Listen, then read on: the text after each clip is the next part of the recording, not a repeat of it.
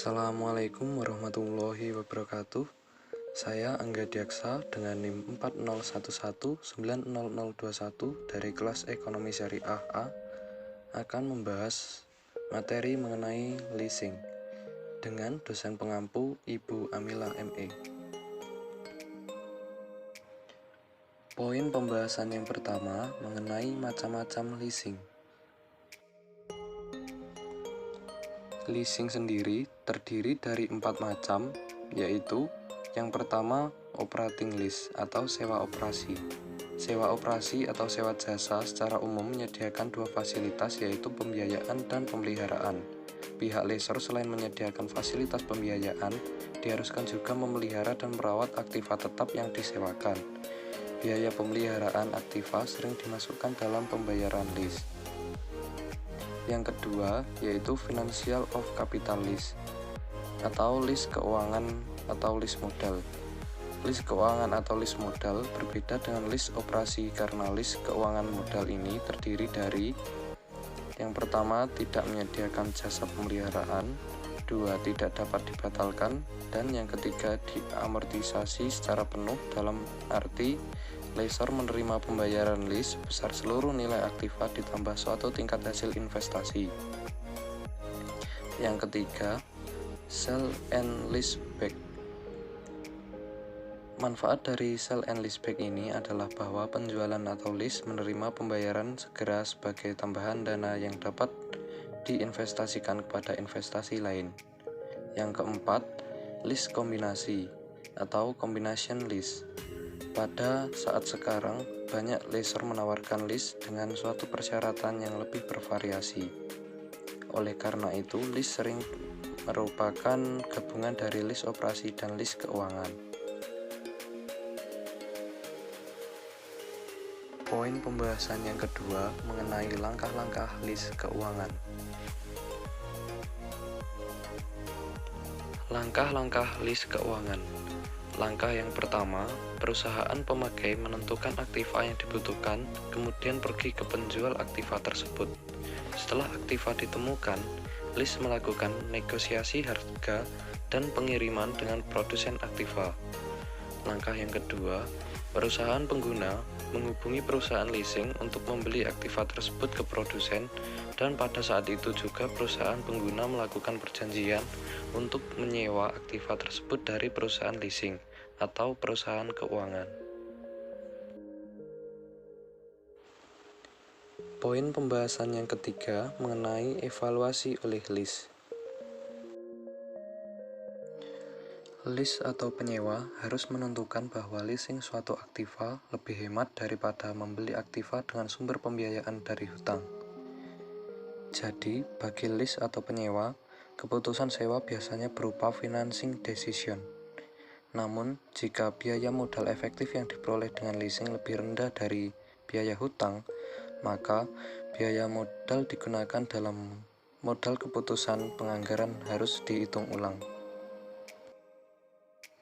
Poin pembahasan yang keempat mengenai tahapan analisis leasing. Analisis leasing sendiri terdiri dari 3 tahapan. Yang pertama, suatu perusahaan memutuskan mendapatkan suatu aktiva tertentu. Keputusan ini didasarkan pada prosedur capital budgeting biasa.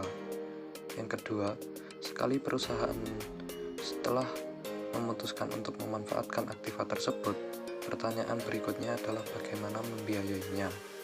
Dan yang ketiga, dana untuk membeli aktiva tersebut dapat diperoleh dengan meminjam, dengan menyediakan laba ditahan, atau dengan menjual saham baru.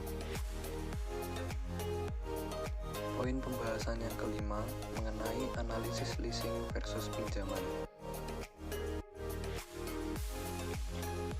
Terdapat 3 hal dalam analisis leasing versus pinjaman. Yang pertama, estimasi aliran kas berkaitan dengan meminjam dan membeli aktiva tersebut, yaitu aliran kas yang berkaitan pembayaran hutang.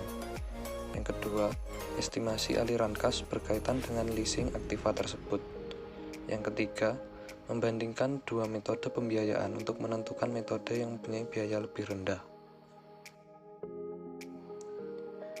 Berikut adalah aliran kas jika meminjam dana dari bank dan membeli aktiva tersebut.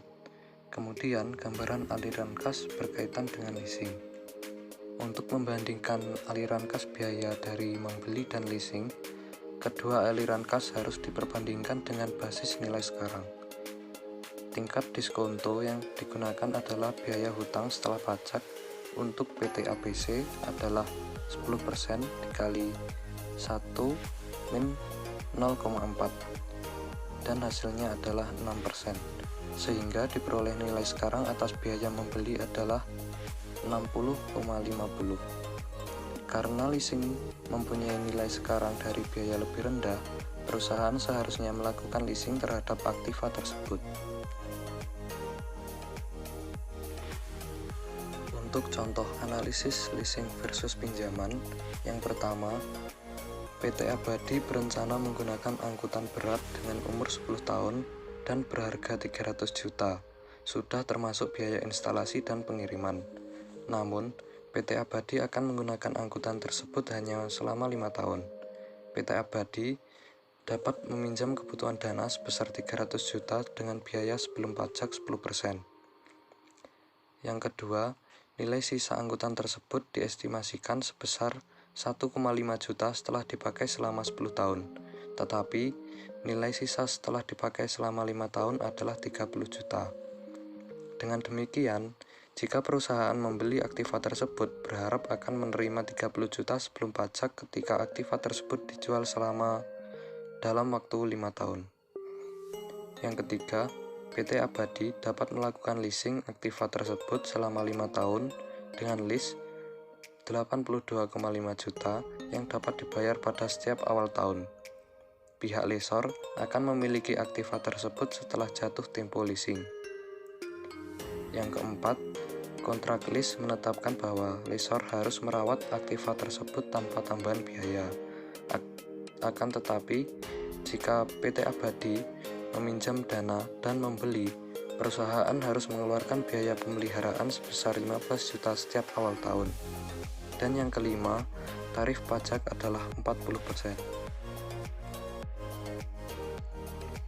Poin pembahasan yang keenam, yaitu analisis net present value.